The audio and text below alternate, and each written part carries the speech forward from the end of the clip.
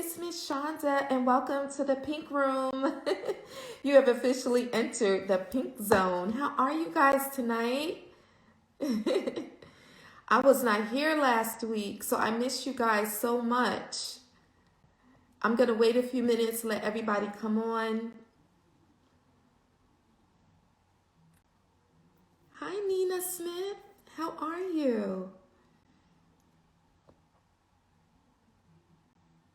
Hi, Brianna. Hi, Brianna. How are you? It's the Pink Room. The Pink Room is everything love, sex, and relationships with a little bochinche and pop culture. Normally I have music, but I have been having problems lately with posting to YouTube and other social media outlets because they're saying, oh, you can't use the music, which seems so like boring to me because I love having music on my shows. So that piece I'm going to work out. Hi, Carly. I miss you too. I love you too. Mwah. We have to get up very soon. It's been like forever. This stupid COVID. Can't see anything. Hi, KHD Studios. How are you? Thank you for joining me tonight. I really miss you guys. I wasn't here last week because unfortunately Tropical Storm Isaias had me out of power for like over 3 days. It was horrible. A tree fell on the house. It was just a bunch of craziness. But thankfully, Miss Shanda is back and I'm up and running. How are you guys doing? How are you still dealing with the pandemic? I hope you guys are staying safe. You're staying healthy. You're social distancing the way that you're supposed to be. But you're still getting out there and getting some air and getting some life. Tonight's topics, I want to kind of go into that because a lot of us are still going through a lot. And tonight, one of the main topics that I'll be discussing is dealing with anxiety. And if you're involved with someone who has anxiety and how you're combating that and how you're dealing with that. So it's important that I touch on that subject. I don't know if you guys know this, but I suffer from it and for years, and then for a long time I didn't, and then COVID came and I started my anxiety back. It started my anxiety back up again. So tonight I really wanted to address that. So if you are new to the show, I start every show with bochinche. Now, if you did not know, bochinche is gossip in the Spanish culture, and I just love that word. I love discussing bochinche, so I start every show with bochinche. And then we go into our main topics. My main topics are usually regarding love, sex, and dating. And then we end it with a quickie. And a quickie is a fun sex fact. So if you are new, welcome to the Pink Room. Thank you for joining me. If you are always here, thank you for entertaining me and coming through. Guys, listen, you can be a part of the show. Don't forget that. At any time, you can request to come on. I'll have you join in, and if you have a comment or a suggestion, you can always come on and I'll click you in, okay? So don't be afraid to click in and be a part of the show. So tonight, let's start with the bochinche. The bochinche. And it's been a lot of bochinche because last week I missed the bochinche, and this week there's more bochinche. But tonight we're going to start with Selah Marley. Now, Selah Marley is Lauryn Hill and Rohan Marley's 20-year-old daughter. Now, I thought it important to bring this bochinche up because she went on her social media live and she talked about some trauma that she went through as a young girl. She talked about her moms that she said were related to like her experiences with her mom beating her. She said was on some slavery shit. And then she said her dad was absent in her life. And now a few celebrities that I don't want to name, okay? But a few celebrities had responded to this young lady's allegations against her mom. Now, a lot of us felt that what Selah was saying in regards to her mother and spankings or beatings, quote unquote, because that's an old school word. If you were brought up in a certain household, like myself, I'm going to use me as an example. We didn't get spankings, we got beatings. That's just what it was called back in the day. We got an ass beat, we got beatings, right? So a lot of us know that word culturally, we know that word, okay? And some people know spankings, but I'm going to use the word beaten like she used. I know that word, right? And a lot of us were brought up that way. So many of us, my age, or with people 30 and up, are kind of like, well, that's the norm. That's how we were disciplined. That's how things went down. So getting a spanking or a beating is just part of the norm. That's part of you growing up, and that's the discipline. So a lot of people felt like, what's wrong with that? And again, as I have said in the past about spanking, how do you guys feel about the word spanking or beatings when it comes to our kids? Is it something that is necessary? Is it something that needs to go so hard? Now listen, I'm one of those people that I was brought up with beatings, okay? And I'm gonna be very honest here. I grew up with switches, belts, and extension cords. Okay, it's a part of my life that I do not talk about, but those are ways that we were disciplined growing up. And for a lot of us, it was the norm. Okay, not to say that it was right. Okay, not to say that it was right, but it was the norm for a lot of us to get our discipline that way. And to be honest with you, as an adult and me becoming a mom myself, that is not how I wanted to discipline my daughter. Have I ever spanked my daughter? Absolutely. I used to spank her, put her over my knee with a little wooden spoon that I got out the kitchen and tap her little legs or tap her little behind, and that was it. I was not a strong disciplinarian like that. I did not beat my daughter with belts. I did not beat my daughter with extension cords. I did not beat my daughter with a belt. Those were not things that I did. Like I said, growing up, that was the norm. And for me, her speaking out about that, a lot of us can say, oh, that's nothing, it's not a big deal. But we cannot take away another person's experience. What may be traumatic for her, to us may not be. Like, shit, that's the norm. It is part of what it is. You got your ass beat. It is what it is. But we can't take away what someone else's experience it is. And for her, that was a very traumatic experience. And we have to acknowledge that. And I think sometimes, I'm going to speak culturally because I'm a Black woman. I think culturally, sometimes we get into the mindset, oh, that's just what it is. That's how you discipline your kids. And now, you know, if I was to have a child now, would I even give my child a spanking? Probably not. I'm the parent that my kids will cry and I'm like, oh my God. Oh my God, my baby. You know, Lazarus is definitely more of a disciplinarian than I am. You know, I'm now in a headspace that when it comes to children, I feel like having a conversation with your children are so important. And not to take away people that, you know, discipline their children with spankings, okay? I'm not taking away from that because I think there is a necessity to it sometimes. It's how we do it. It is how we do it. But I think it's more important for us as parents to understand that our children need conversation. There are times that you can have conversations with your children and they do something really bad and probably need their behind tore up over, that you could say, why did you do that? Let's have a conversation. Me and you're going to have a conversation because this is not what you're allowed to do. This is not something I'm going to tolerate, and this is something you are going to be punished for. But I want to know why you did this. Because what you've done, you really hurt mommy and daddy's feelings. You are doing stuff that you know better. We have not taught you to do this. And when you learn to have those kind of conversations with your children learn to, believe it or not, and I'm telling you, this is the truth.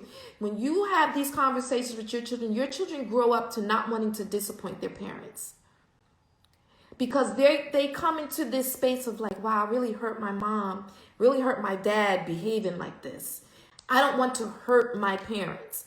My parents put time and effort into me, into loving me and talking to me and having conversations. You know, I was brought up with, I didn't have a lot of conversation with my parent. It was, this is the fucking rules. You abide by them. You don't obey. You get your ass beat. I'm using the language, okay? But even now, I realize that's not how I want to talk to my children. I don't want to talk to my kids like that. I want to be able to sit down and say to them, listen, as much as I'm going to get in your face about something, I'm going to also say, I love you. I appreciate you. I respect you. You are allowed to be angry. You are allowed to be upset within boundaries. And even sometimes we as children, we are brought up to not even have an attitude. I know you better fix your face. You better not be angry. You better not have an attitude. If you think about if that's ingrained in you as a child, as an adult, you learn to hold things in. You learn to not talk about things. You learn to suppress your emotions and your feelings. But if you teach your children how to be angry in a respectful way, your children can be angry, but you better not throw no toys. You better not talk back. You can be upset. Why are you upset? Oh, because this happened in school. This. Well, how's it making you feel? Why you feel like that? Well, get yourself together. Go wash your face. Take a time out. Have a minute. Okay? Tell mommy what's going on. Allow them to feel. Allow them to have conversation. Allow them to communicate. There's nothing making you less an adult, you less in control than allowing your children to be children and having those feelings. Okay? Let me get to some of your comments. Brianna says a lot of black men are like that. Hold on. A lot of black men are like that now, closed off emotionally because they were told they can't have feelings. Absolutely. And a lot of men are taught that, man up. What are you showing you're not supposed to cry. You're not supposed to this. Man up, man up, man up. Men are brought into this world, and I've always said this, I'm the pro-man woman. Men are brought into this world with so much on them already, with so many expectations, with so many rules. Men come in on this earth with, you can't do this, you gotta do that, you gotta do this. And later in tonight's episode, I'm going to get into that more with the anxiety piece. Okay? KHD Studio says, this is why we have these great big walls. We started building them as children. Absolutely. And a lot of us don't realize how much as children, how that shapes us as adults. I talk about it all the time in the Pink Room. If you're not new to the Pink Room, I always talk about childhood because it has so much to do with what we have to offer in our marriages and in our relationships and how much it shapes us. Okay? But anyway, getting back to the Bochinche of Sela, she talked about that pain. And as a result, her dad admitted, he publicly said, I was not there enough for my daughter. And I regret that. And moving forward as an adult, and she's an adult, I want to try to repair that relationship. And I think it's important that we as adults that have been hurt in our childhood, a lot of us have, a lot of us don't talk about it. A lot of us don't want to talk about it. It's too painful. But a lot of times we have to understand and know, and this is the part about being an adult, okay? Our parents only know from their experience and from their childhood, right? So sometimes we gotta peel the onion and get out of our way to look at their window and not to give them a break. We're not gonna forget what they did, but we kind of have to forgive them so we can move on and maybe allow a relationship to happen with our parents, to forgive them and to move on. Because you'd be surprised how much anger and resentment a lot of people have towards their parents because of their childhood.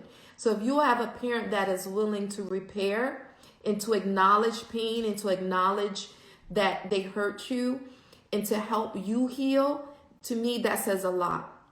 So allow them to do that and to help you, because in the end it helps both of you. Okay? Let me get to some more comments. Sweet Peaches, I got a lot of beatings growing up with island parents. They never spare the rod. LOL. I wasn't fun. It wasn't fun. It made me a better person. However, I wouldn't beat my kids the way my parents did me. Absolutely. Like I said, a lot of us can relate to what Sweet Peach Love has stated. A lot of us can relate to that. We were brought up like that. And here's the thing. You have multiple children. All your children are different. They may have the same genetic ties that bind, but all of our children are very different. There's 5 of us. I have 4 other siblings, and we all are very different emotionally. You know, I have one sister who is very strong, well, appears to be. You know, you have your children respond differently to discipline, where one child is just like, okay, I'll take my discipline like a, you know, like a G. And you have other children that take that shit to heart, and they're hurt, and they're in their feelings. And you know, you got to treat your children as individuals and not across the board. And I think a lot of parenting got that across the board type of way with them, with you know, discipline. And again, this topic is a lot to unfold, and I want to give it the respect of having its own subject matter in the pink room, and we will do that at a later time. But getting back to Sela, I wish her the best, and she is allowed to have her voice as she should. All of our children are allowed that, and I hope that she can repair the relationship with her parents, because even as we get older, a lot of times people think, oh, you know, our parents are not, we need our parents as we get older more. I'm here to tell you, I am a woman of a certain age, and I need my mom and my dad now more than ever. More than ever. I wish that I had their wisdom, their experience, their regrets. I wish I had that now more than ever. Okay? So getting into some more bochinche, Ghislaine Maxwell, she was the person that aided and abetted Jeffrey Epstein, the billionaire child predator. She aided and abetted him in recruiting young girls in molestation and being raped. And as you guys know, she is in prison in a New York jail right now, pending trial. She can't even get bail because the judge denied bail. But a friend of, a mutual friend of her and Jeffrey Epstein's, now he is, from what I understand, he is a thief. He's a jeweler. He's like one of them Ocean 11 type of thieves, a jewel thief, excuse me. This is what he said. He has said that he has seen videotapes of 2 prominent U.S. politicians having sex with minors and in group sex. And he said that Epstein boasted of owning people in high places because he had them on videotape. Now, this gentleman, do I believe him? Absolutely, I do. I think that's why Jeffrey Epstein is dead. No way, shape, form, or fashion do I think that man killed himself. Absolutely not.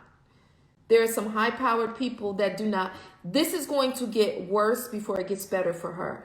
A lot of people don't think she's going to survive jail. She doesn't feel that she's going to survive prison because she knows the amount of people, the type of people that she has evidence against. She's afraid that she's going to end up like Epstein. And her chickens have come home to roost, and this is just karma. Karma is a boomerang, and that's what people don't understand. What you put out, and it could take 20 years. It could take 30 years. It could take 40 years. But we have seen karma play out in such a way. And listen, 2020 is the year of karma. I don't care what nobody says. It's a year of revelation. It is a year of karma. So if you need to reap what you sow and all that good stuff, if it's not good, this is not the time. Okay? KHD says, I'm happy she's open to therapy. I'm sorry, I'm getting to you guys comments. Yeah, they're coming for her. They're coming for her. Hi, RJ. I'm so glad to see you on in the pink room. Hey, cousin. But yeah, I mean, listen, you can't go around raping children and think because you have money. If anything, the money is going to piss people off more that you got money because you feel that you was entitled to do the shit you was doing. That's not how this life works. That's not how this life works. Okay, more bochinche. Latoya Luckett. Latoya Luckett is known for her, she was part of Destiny's Child when Destiny's Child first came out. She's one of the original members of Destiny's Child. And Latoya is now on T.I. and Tiny's show on T.I. and Tiny and Friends. And she has been very open about her marriage and her relationship to husband, what's his name? Tommy Walker. Well, it came out today in social media that he may have allegedly been having an affair with an IG model. Now, he released a statement saying the devil is busy and that's not true, whatever, whatever. But here's my thinking with that. I always feel like when someone comes out with some stuff, there's smoke. There's usually smoke where there's fire. Right? Wherever there's fire, there's smoke. So if somebody has something on you, they're going to tell it. This is not the day and age that you think that you could get away with anything, especially if your wife or your significant other is somebody that is well known. If you are messing around, another person will love to shove it in your face that I've been fucking your man, or that your man is in my DM. People love blowing up popular people, celebrities. They love doing that. They love to see them hurt. Mind you, LaToya Luckett is pregnant right now. So imagine dealing with, she's already going through a lot in her marriage, but dealing with the quite possibly your husband, who on the show you're very supportive of and love very much, is quite possibly having an affair while you're pregnant. I can't imagine. I can't imagine. It's hurtful enough to think that somebody you love is cheating on you, let alone while you're pregnant. It's just crazy. But, you know, I wish LaToya the best, because she's a person that I thought, number one, was so gorgeous. And Destiny's Child breaking up with her, leaving the group, or her being fired from the group, whatever the bochinche is on that, we never know the real on that. But she reinvented herself. She's an actress, and I recently saw her on Greenleaf, which I've been binge watching on Netflix, which is a great show. I actually love Greenleaf. I was told by a good friend that Greenleaf was a great show. And it actually is, and I saw that she was on there. So I wish her the best. And before I end tonight's Bochinche, I just want to send a shout out to John Legend and Chrissy Teigen. They are expecting their third child. So shout out to them, and congratulations on that, because that seems to be a very happy household. Chrissy Teigen and John Legend, they seem to have the love thing down pat. Okay. So guys, tonight I went into briefly about anxiety. So one of tonight's big topics is loving someone with anxiety. How do we love someone that has anxiety? How do we help someone we love that is dealing with anxiety? One thing that I want to say is this. Anxiety is not easy to live with. So if you're a person that experiences anxiety, you know what that does to you mentally, emotionally, and physically. It hits you in all those three places. Okay, because I'm a person that has suffered from that, I'm going to speak from my own personal experience. If you suffered from anxiety, please do not hesitate to offer your thoughts, your feelings, your comments, or if you want to come in the conversation in the video at any time, you are welcome to do that. Okay. Anxiety can be very crippling. Okay. And I want to talk about anxiety now more than ever because of COVID, and because a lot of us are out of work, and because a lot of us have had major losses. A lot of people are experiencing anxiety at a time that they never did. A lot of people don't even know what anxiety was until now. Okay? So what is anxiety? What is it? What does it feel like? Anxiety could feel like adrenaline. It could feel like a rush. It could feel like worry.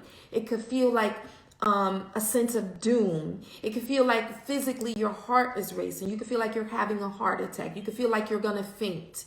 You could feel like your thoughts are out of control. You could feel like you're going crazy. You could feel like you worry about unnecessary things, right? And with all those things going on, especially now during COVID, it is important to understand and know that, number one, anxiety is real. And number two, it is manageable.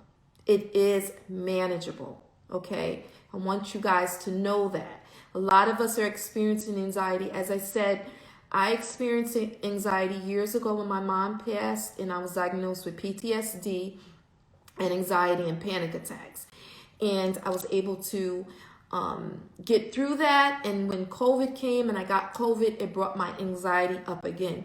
Now, what helped me a lot was my fiance and being able to talk to him giving me a lot of hugs, him giving me a lot of reassurance, him being able to understand and be patient with me that I was having an anxiety attack. There are times that I would have an anxiety attack and he wouldn't even know. I'm acting normal, but inside I'm imploding and my thoughts are going all over the place, right? So now, because of the pandemic, like I was saying, a lot of us are going through a lot of personal things, and sometimes these personal things are very embarrassing. A lot of personal things are embarrassing. You know why? Because we were not prepared. And a lot of us are living, and we're living paycheck to paycheck. Or we were living ahead. Oh, I got this gig coming, I'm good. Oh, I got this down the line, I'm good. Oh, I go back to work doing this, I'm good. Not seeing or knowing that something unforeseen could come in and take our money from us. You got to understand, stores like Victoria's Secret are closing. Gucci, they're not Gucci, but there are places that are not doing shows. There are major restaurants and major businesses. Look at the airlines. So I say that to say, don't be hurt or embarrassed, and don't listen to social media that you didn't level up, or you ain't there, or you didn't do this or didn't do. Nobody is in a position to tell you where you should be and where you need to be right now. Understand that in this moment and in this time, just be grateful that you are present, that you are healthy, and that you are going to manage this hard time.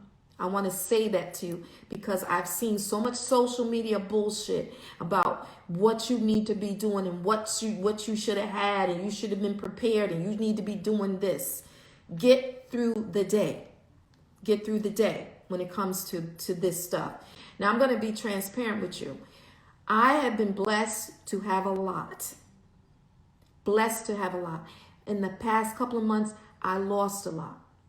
I lost my health insurance. I lost my health insurance. My health insurance, $1,200 a month. Can't afford it. So I had to regroup. This is where I'm going to give you a tip. GoodRx is the bomb. If you take medication every day, if you've lost your health insurance, right? Number one, don't be afraid or ashamed to get help from the state, period. And I'm going to tell you why. Medicaid, if you worked your ass off all your life, you have paid the taxes, you have already paid your health insurance with Medicaid. So if you need to do that until you get on your feet, get your Medicaid, get your kids covered, number one. If you're not eligible for Medicaid, don't be afraid to go to GoodRx. There is a GoodRx app, right? And then list pharmacies close to you that will, your medication, if your medication is $100 or whatever, your medication through GoodRx could be $20, could be $25. My medication on GoodRx is $7 combined. Okay? Don't be afraid to do that. So I want to list those resources to you. So you're already paying it. Don't have no shame during this time. I want to say that because the anxiety of keeping all the balls in the air is a lot for people. And people that always had it don't have it now. And that's okay. All right? So loving someone with anxiety. Number one, listen. Just listen and be patient.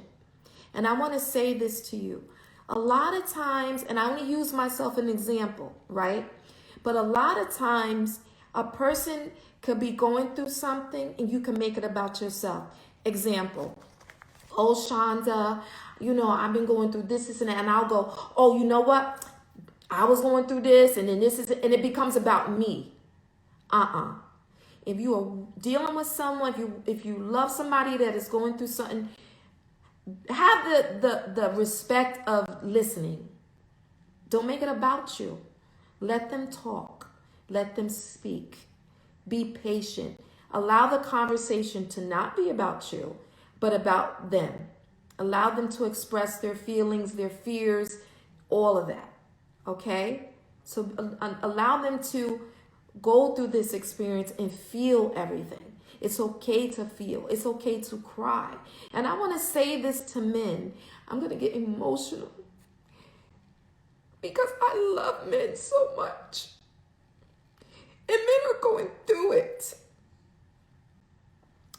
Men are used to everybody expecting them to have it. Expecting them to be on point. And daddy, I need this.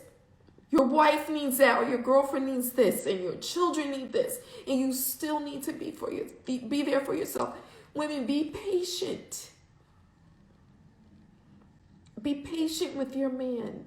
Allow him to feel. Allow him to not have it all together. Allow him to not have all the answers.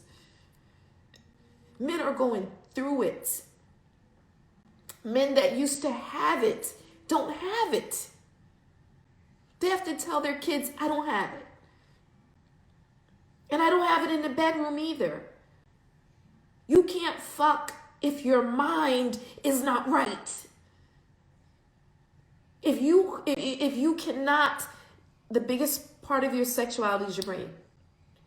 If you are mentally going through something, you can't be sexual. And that's okay. So women, allow your men in the moment of vulnerability, not tear them down. Don't make them feel less than. Be supportive. Understand and know that men that have never experienced anxiety or never been in this position, this is scary shit. The person that everyone goes to doesn't have it. So understand and know that it is very tough for the head of the household right now. And that causes anxiety. And that causes pressure. And that causes sadness and depression. So I say this to combat those things. We got to get outside and move. You've got to move your body. You've got to get fresh air. And yes, we have to social distance, right? But you got to get outside. You got to get your body moving because it's going to keep your mind strong, right? You got to have people around you that call you and check on you, or have people that allow you to be vulnerable, be like, yo, I know I'm going through the same shit. People that allow you to be yourself and allow you to be vulnerable and to have these moments. 2020 is trying us. It is separating. And I hate to say it because I'm talking about vulnerability, but if you survive 2020 with your life and your mental, you will survive anything. Anything. This is a time of we got to buckle down. And yes, we are anxious, but we got to be strong because this shit is no joke. It is testing the strongest of men. It is testing the strongest of women. It is testing our kids. But you know what? We got this. We can do it. Got to have the right people around us. Got to have the right support system. And don't be ashamed of any fucking thing. I'm here to tell you. People with millions of dollars are losing millions of dollars. And for every person showing on Instagram or social media the money that they made this week off of whatever business they're doing, God bless them. But don't compare yourself to that. Do what you can do in this moment. Period. Do what you can do. Get out, listen to music, do audiobooks, One thing that helps me with my anxiety, I love listening to audiobooks. It's escapism for me. I love historical romances. I love audiobooks that people are having sex in the audiobooks. That's Miss Shanda. Of course, I love that. But that's a way of me controlling and helping my anxiety. Understanding and know that what I have less now, I'm okay with that. You got to be able to humble yourself too. If you used to having a lot, you got to be able to pull back and say, listen, that's not what it is right now, but I'm okay with that. You got to humble yourself in these moments too. I'm going to be honest with y'all. But you know what? I am the product of my parents, and I'm a product of a household growing up. We was on welfare, and I know what it's like to not have, and I'm good with it. I know how to be good with it and without it. So I'm able to rebuild because my foundation, thank God to my parents and my support system, is there. You understand? So don't put yourself through no crazy worry right now. Because if, like I said, a lot of us have money, right? We're blessed to have it. But if you ain't got it, don't let it put you through no changes right now. Because just like you had it, you will get that shit again. But keep your faith strong, and keep your support system strong, keep your mentality strong, okay? Also, too, sometimes dealing with anxiety, you have difficulty sleeping. Of course, right now, we all are having difficulty sleeping. It's hard to sleep. It's hard to sleep when your bills aren't getting paid. A lot of us had to wait for unemployment that took fucking weeks and fucking weeks to come in. You got landlords calling. The bills ain't being paid. Car payments ain't being done. You got to humble yourself in a way that you never had to. You got to get on the phone and make phone calls that you never had to make. Of course, you're not going to be able to sleep. Whatever your higher power is, whether you believe in God or not, I believe in God. I don't judge people that don't. Whatever it is that you have to pray to get you through this time, you do it. Do it. And don't be ashamed to fall on your knees and say, I don't have all the answers, but I got to get through today. I'm going to worry about tomorrow. I'm going to worry about next week. And if you are a Christian, you do believe in God, the Bible tells us you need to get through today because tomorrow ain't promised. And that's one thing 2020 has really taught me is that shit is real. Guard your peace. And like Carleaf says, materials don't define me. And let me tell you something, it's the truth, honey. It's the truth.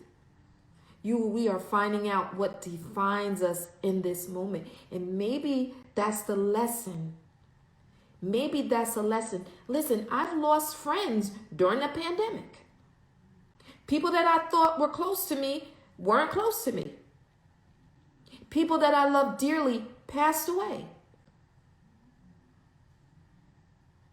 So not only are we going through financial shit, we are losing loved ones and we are losing friends.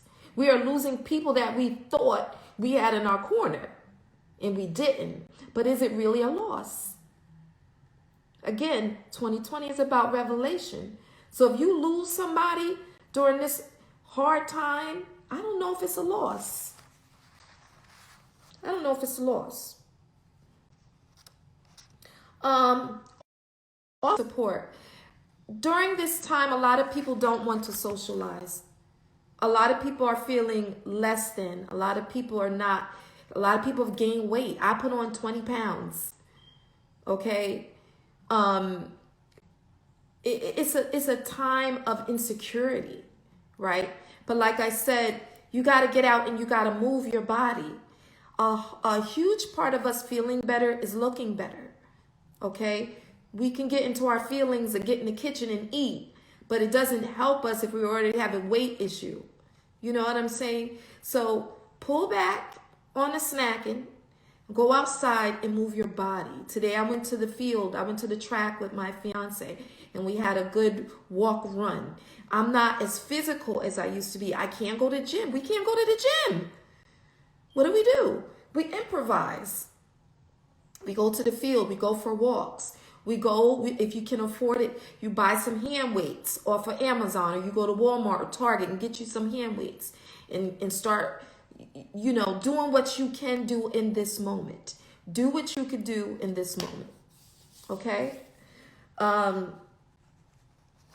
Also, too, I want to say this. When you are loving somebody that has anxiety, they could come across as somebody that's always the victim. Meaning, oh, I have anxiety. I can't understand. It could be a lot for a person that is not. It could be a lot for the partner that doesn't have anxiety. Okay? Like, here we go again. You can't handle shit. They can't handle it. So you got to learn as the stronger one right now to choose your battles, understand and know you are dealing with and you are in love with someone that has anxiety. So you yourself are going to have to come up with ways to deal with them, with their anxiety. And if that means, I understand how you're feeling right now, but I need a minute. You got to get in your car and drive. You got to go to another room. If you got to get on your Xbox, your PlayStation, whatever it is, if you need a moment yourself, take it. Do what you got to do. But I know one thing, couples that get through 2020, even if you're not married, you need to stay together. Period. If y'all could get through this shit together, you need to know you could probably get through a good marriage. Because this is no joke. And also, too, 2020 is revealing if we need to stay with a person. There are people that, during the pandemic, they were pushed aside. They were let go. And that's some painful shit when you are on lockdown and going through it with yourself. But there are people out here whose loved one or person they loved turned their back on them during the pandemic. And as I said before, understand and know, as painful as that shit is, you didn't need them in the first place. Because during the moments of vulnerability, that's when we know who is there for us and who needs to be in our lives. Period. And again, before I go on to our next topic, I know as moms too, I talked about men. I was emotional about men because, I think a lot of times we're not emotional enough about men. Men get the raw end of the deal because y'all are rascals. Y'all are rascals and y'all do shit y'all not supposed to do. So sometimes, society-wise, we're not always empathetic enough, but I'm always empathetic when it comes to men. I believe that men, oftentimes bad behavior is a way of shadowing insecurity, in a way of hiding the real of who they are. In this time, again, it's been very difficult for so many men. So I caution us women to be understanding. Just like we need it, they need it. And fellas, understand and know too that we women may need more hugs. Okay, maybe the sex isn't always there, but we need hugs. We need kisses on the forehead. We need reassurance. We need to feel like a little girl sometimes. And sometimes we just need to lay on your chest and feel that you're there for us. You know what I'm saying? So it's about all of us being there for each other. And if you're in a same-sex relationship, I'm sorry, a lot of times I use a heterosexual example. Be there for the people that love you. Be there for the people that love you and understand right now there is no right or no wrong, but individually, we all have to be there for each other and be there for our friends. Check in with your friends. Check in with your girlfriends. I do that with my girlfriends. Hey, how you doing? You okay? Check in. I need to know how you're doing. A lot of us are working. A lot of people's salary has been cut. A lot of companies are like, oh, yeah, we're going to keep you, but you're going to have to take a pay cut. Yeah, but our rent wasn't cut. Again, there's so much going on. So be ever mindful that even though something appears a certain way, that may not be the case. Okay? So I know that was really heavy, but there are times in the pink room that I don't need the music, that I need to be 100 with y'all. And also, again, I want this to be a place that we have real, honest communication about what's going on in our lives. And it's important to me that Miss Shanda has that with you guys. So, believe it or not, people are dating during COVID, and people are having communication with people during COVID. And I thought what would be dope right now, I appreciate and love you, Carly. I thought would be dope right now is don't let these dating mistakes ruin your chances in finding true love and happiness. It sounds so cliche, right? Oh, true love and happiness, right? But how important right now is true love and happiness during a pandemic? We need that shit now more than ever. We need true love and happiness now more than ever. And there is nothing crazy about that. There's nothing wrong with admitting right now I need real love right now. I need that shit. And I'm a hopeless romantic. I love love and I believe in love. I think it's the basis of all real and true things. And I feel like we need that now more than ever. But if you're dating, what are some things that you should not be doing when you're dating, right? So I wrote 10 things down, right? If you see me look down, it's because I wrote this stuff down. I'm old school. I write everything down. Okay. When you are dating, you should date with goals in mind, right? Dating with goals in mind, there's nothing wrong with that. There's a lot of us that go into things without intention, and intention is everything, right? So when you're going into dating, figure out what your intent is. For some of us want to date with the goal in mind that I want to find a partner that I want to be with for the rest of my life. I want to date with the intention of marrying. Okay? I want to date with the intention of having a long-term partner. I want to date with the intention of just getting to know somebody right now and not having too many strings, but just getting to know someone.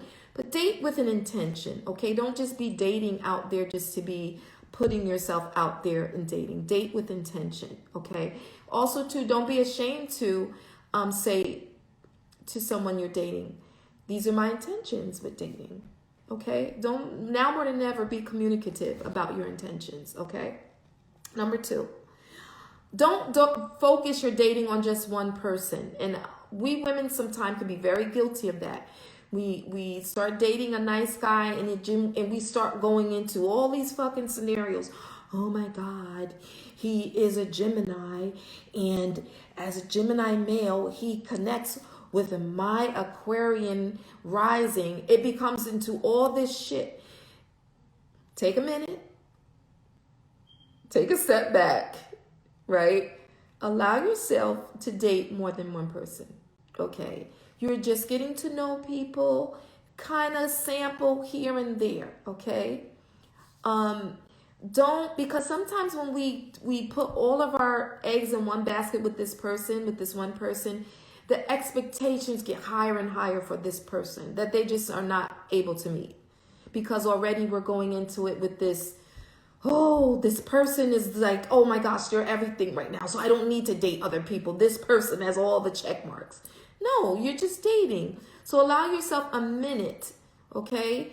Brianna says women commit before men do. Oftentimes they do. So put some brakes on it, okay?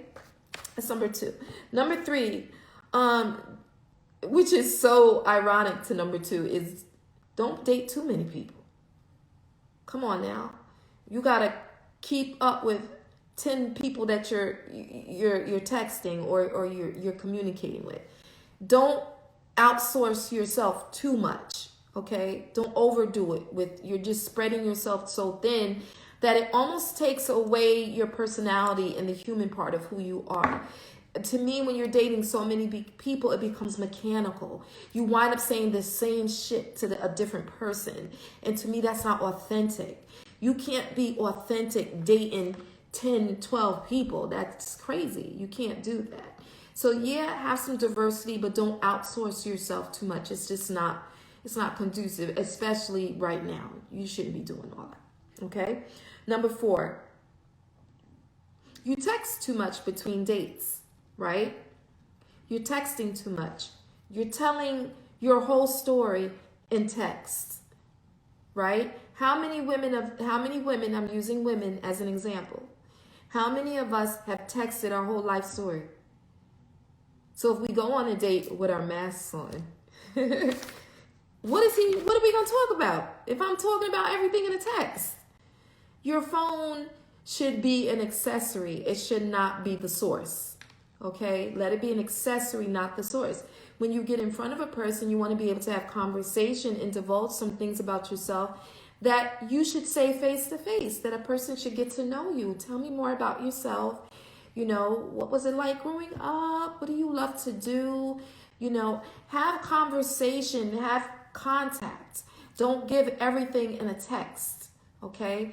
We get caught up into the phone too much. It's not healthy. It's not good. Okay. Number 5, you're too reliant on dating apps. Again, that's spreading yourself too thin. If you're on Match.com or Smile or Plenty of Fish and Black Girls Meet or Christian Mingle, it's a lot of outsourcing of yourself. Okay? Find a dating app, 1 or 2, that you like, that feels right to you. Okay? And also, too, don't give too much of yourself on there. You never know what people are doing with these things, okay? So just be mindful of that. Don't give too much of yourself with these dating apps, okay? Number 5. Number 6, and I gotta hurry because this show went by so fast. Okay. Do not settle for less than you deserve. And I really want to bring home the point to that. A lot of times loneliness breeds, oh, I'll take this. A lot of us have screwed somebody because nothing else better going on. Don't allow your loneliness to cause you to make a bad decision or force you into doing something you really wasn't feeling or dating somebody you really wasn't feeling. Don't do it. Be true to yourself. Authenticity is everything. Authenticity is everything. And if you go to bed with somebody, you can't take that back. It's not like you could take the dick back. You can't. You can't take the pussy. You can't. You can't do it. So be careful with that. Do not take less than what you deserve. Period. Okay? Don't allow your mind to be full of negative thoughts about yourself. A lot of times when we meet somebody, especially somebody that we jive with, we could get into a place where we're undermining our own worth and ability and what we bring to the table. Don't allow yourself to get negative. Sometimes the worst person that to us is who we see in the mirror, is ourselves. So don't allow yourself to get too much in your head about yourself. For every negative thing, think of something dope about yourself. One of the things that I love about myself is that I'm communicative. I don't have a problem telling a man what I like, what I love sexually, what I love to eat. I'm not afraid to eat at a date. I love to eat. I'm passionate about life. I'm not afraid to speak about things. So think about all the positive things that you bring to the table, okay? Don't get all caught up negative in your head about yourself. It's not attractive. And honestly, we teach people how to treat us. So if you're on a date and you're just like, oh, my thighs are too big, or this or that, or I'm that and I'm this, you're planting the seed into them of how you even feel about yourself. And you want to plant a good seed, okay? So don't be afraid to have confidence in yourself. You know, it's important that you do that. Do not bring baggage from your past relationship. How fucking ridiculous is that? How ridiculous is that? Who wants to hear about your ex? I never talk about my ex. Once in a while, I'll bring it up based on comparison because I do a show about sex and relationship and marriage.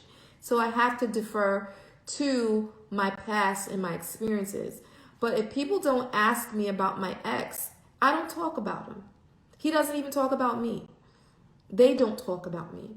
Now, if you ask me, if I'm at a date and you ask me and people say, well, what happened? Why didn't you guys work out? There are many reasons that we didn't work out.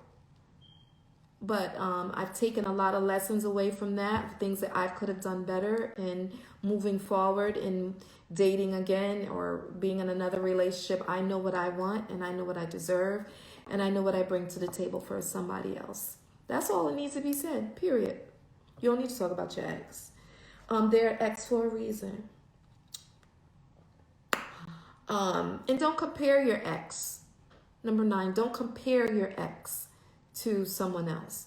A lot of times we could get into, well, my ex had this kind of money, or my ex drove that, or my ex gave me this, or my ex did that, or she cooked this, or she used to dress like that. Then why you ain't with her ass? Or why you not with him? Sips tea. All those things matter. Okay, number 10. Focusing on too much of what the other person wants. When we're dating sometimes, because we're so excited, because they seem to be everything, we're focused on them. Focus on them. What do they want? What are they looking for? Let me be that. Chill. Relax. What do they need from you? They need to make you happy too. So don't put all your focus on them. That's not what this is. Okay? I'm down to 3 minutes, guys. So every show I end with the quickie. Tonight's quickie is this. Okay? Americans' most thought about sexual act, meaning fantasy, is, guess what, guys? Guess what it is? It's orgies and group sex. Yes, there was a poll, and Americans said that they fantasize about having orgies and group sex.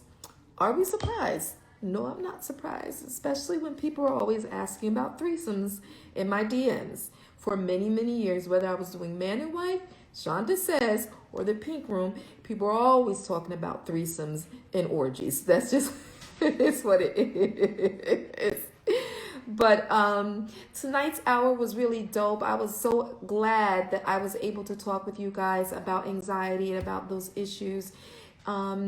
Even if you stayed through the whole show, replay it, because there are pieces in here that I think are really gold and really valuable that you could take. If you got to show the video to a loved one, it'll be on my IGTV. I love you.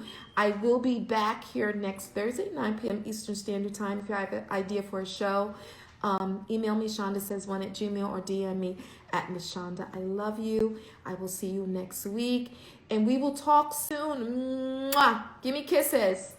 Bye, Brianna. Bye, Carleve. Bye, Asia. Bye, everyone that tuned in tonight. I love you so much. And we'll see each other next week. Mwah.